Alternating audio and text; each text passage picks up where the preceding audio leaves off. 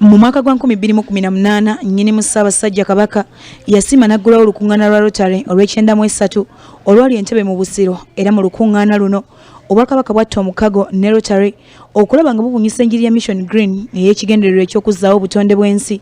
Olwaleero Pulezidenti wa Rotary atwala Uganda ne Tanzania DG Rosette Nabbumba akiisa embuga n'abamu ku bakulembera nabo era ne banjulira Kamalabyonna obukulembeze obujja obugenda okutwala mu maaso omukago gwe balimu n'Obwakabaka.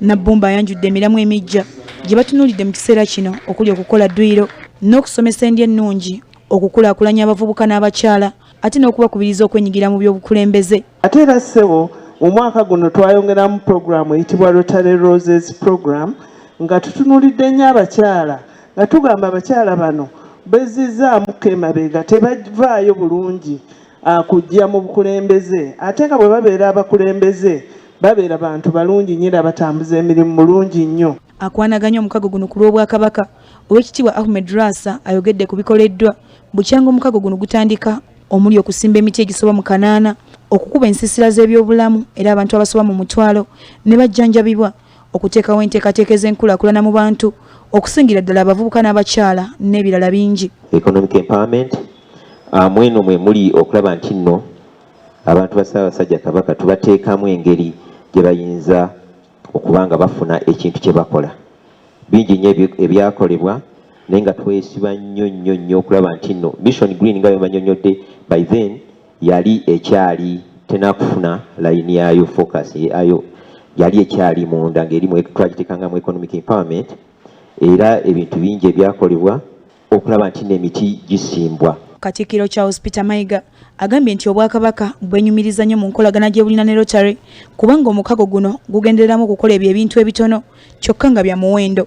Tukuume eky'obugagga ekisinga obukulu kubanga bwe butonde bw'ensi n'ekikula ky'ensi yaffe ky'ekyobugagga ekisinga obukulu. Twetaaga bintu bitono, tugamba okusimba emiti. Muwulidde Oweekitiibwa Lwasa ng'ayogera ku kusimba emiti, okukuuma entobazi n'ebibira. Mulimu munene nnyo okusimba emiti oba okukuuma entobazi oba okukuuma ebibira, sirowooza.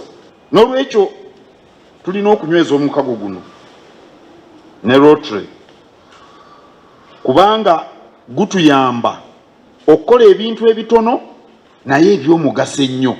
Ow'omu mbuga agamba nti kikulu nnyo okusoosowaza okukuuma n'okuzzaawo obutonde bw'ensi era wano wasinzidde n'asaba aba Rotary District ya 9211 nga bali wamu n'abakwanaganya omukago guno mu Bwakabaka kaweefube okumuteeka mu kusomesa abaana n'abavubuka akabi akali mu kutyoboola obutonde bw'ensi.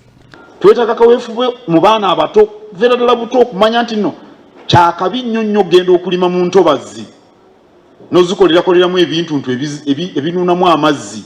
Abavubuka n'abaana abato ndowooza nti Obwakabaka bulina okuteeka kampeyini eyo kaweefube mu b'emigigi emito tusobola okukozesa ebina bya Nkobazambogo, era ndowooza Oweekitiibwa Lwasa n'okolagana ne Minisita w'abavubuka ba Nkobazambogo ne bakali bakendo kuba bo be bate nnyo.